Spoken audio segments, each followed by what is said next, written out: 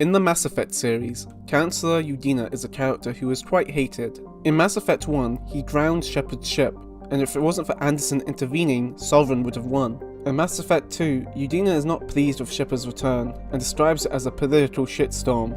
But in Mass Effect 3, you kind of feel bad for him. You realise that everything he's done in the previous games was to make humanity a respected race among the Council, and all that progress, work, outrage, and political shitstorm he went through was for nothing.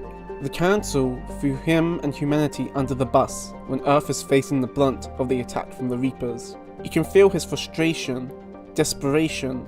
He's still an asshole and unlikable, but he's not heartless. He really did try his best to represent humanity, fight for humanity.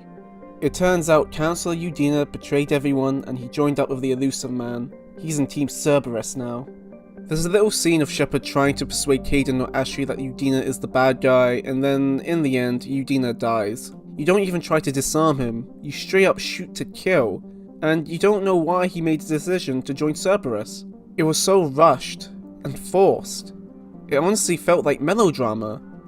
We need something to happen, let's make Udina a bad guy now. That really sucks because finally, in the final game of the trilogy, Udina is starting to be redeemable, and he's bad now. Not an asshole, but a full-on baddie. It feels cheap. Now, if I were to change how BioWare handled Udina, I would make it that he was someone trying to save the Council from Cerberus. He was offered a deal and refused. The Elusive Man is pissed and wants him dead for, in his view, being an awful politician, a weak representative of humanity. Maybe your decisions throughout the games can determine if you can save him or not. If you do save him, he could give a speech like he did in Mass Effect 1. I don't know. Hell, maybe there could be an outcome where he dies saving the other Council members. In my opinion, it would be a fitting end for Udina. His sacrifice would finally open the Council's eyes in helping humanity.